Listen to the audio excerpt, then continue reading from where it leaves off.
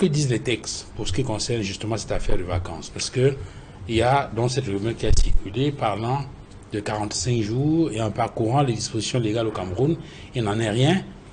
Que disent les textes pour ce qui concerne la vacance? Voilà, avant d'en arriver au test, je dis déjà merci à mes prédécesseurs qui ont eu suffisamment, qui ont eu à se prononcer sur la question, sur le fait qu'il n'y a aucun substrat juridique par rapport aux 45 jours qui sont évoqués ici et là. C'est vrai que ça relève des usages et autres, parce que par le passé, le président Aïjo n'est jamais allé au-delà, n'est-ce pas, de 21 jours. Et même le président Paul Biya, il se limitait à 47 jours. Par rapport à la vacance, il n'y a aucun test, aucun délai qui encadre la durée, n'est-ce pas, du séjour du chef de l'État à l'étranger. Maintenant, que disent les tests par rapport à la vacance? Il faut déjà retenir que quand on parle de vacances, c'est quelque chose de très grave, parce que vacances vient du latin vacare, qui veut dire vider.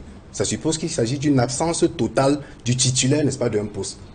Et la vacance peut se produire dans deux cas de figure. Il y a les actes constitutionnels de vacance. Le premier cas de figure, ce sont des actes qui peuvent être volontaires.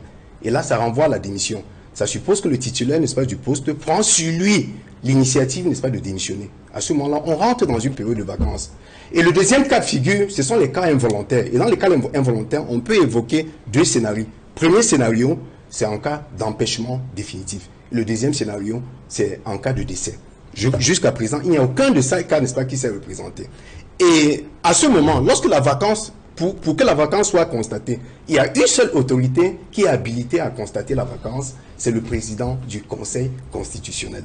Mais pour qu'on en arrive là, il faudrait un avis qui émane du bureau de l'Assemblée nationale. Un avis qui émane du bureau de l'Assemblée. Mais ici, il y a un petit flou. Je ne parlerai pas de flou, bien de petit vide, mais qui est habilité à enclencher la procédure, n'est-ce pas, de constatation de vacances. De constatation, n'est-ce pas, de vacances. Ça, ici, il y a un petit vide, parce qu'on dit le bureau national, mais qui est habilité, n'est-ce pas, à autoriser le bureauté ou bien à convoquer, n'est-ce pas, le bureau national. Il y a un petit vide à ce niveau. Parce que justement, il y a dans ce développement une ou deux questions. Permettez que je vous interrompe. Sur la question, par exemple, l'empêchement définitif. Lorsqu'on dit empêchement définitif, quel en est le contenu? Quelles sont les bornes de temps? Oui, quand on parle par rapport à l'empêchement définitif, ça suppose une incapacité totale du titulaire, n'est-ce pas, du poste. Et il faut constater cela. Ben, il faudrait constater cela. Et avant d'arriver au constat, d'accord, avant d'arriver au constat, le constat qui est fait par le président du Conseil constitutionnel, il faudrait le dire, il y a un avis, c'est-à-dire qui devrait émaner du bureau de l'Assemblée nationale. Ouais. Et lorsque le bureau de l'Assemblée nationale donne son avis, qui est très souvent un avis conforme, un avis qui oblige même le président de l'Assemblée nationale à saisir. Ici, j'insiste sur la qualité de celui qui saisit. Il s'agit du président de l'Assemblée nationale et non de l'institution. Okay. Donc, c'est lui qui est habilité donc, à saisir le président du Conseil constitutionnel aux fins de constater la vacance. Et lorsqu'il y a constat de la vacance, effectivement, il est possible à compter de ce jour qu'on organise les élections. 20 jours au plus tôt et 120 jours au plus tard. Donc voilà un peu ce qui est prévu par les textes, notamment l'article 6, alinéa 4 de la loi constitutionnelle de 1996 qui a fait l'objet d'une révision en 2008. Alors la question que je posais, c'est sur la mécanique qui est mise en place pour justement constater cette vacance-là. Vous avez indiqué qu'il y a le cas de décès, le cas de démission, le cas d'empêchement définitif. Mais la question qu'on se pose, c'est qu'est-ce qu'on met dans empêchement définitif? À quel moment peut-on considérer que le président de la République est dans une situation d'empêchement définitif qui doit donner lieu à la vacance de la présidence de la République? On peut considérer... Est-ce que c'est suffisamment clair sur cette question? C'est vrai qu'on peut discourir là-dessus. Oui. C'est vrai qu'il y a une petite chape de plomb qui pèse sur la définition exacte d'empêchement définitif. Mais il faut comprendre très simplement que lorsqu'on parle d'empêchement définitif, ça renvoie à l'impossibilité, l'incapacité totale du titulaire, n'est-ce pas, du poste à exercer ses fonctions. Par exemple, une maladie grave qui l'handicape.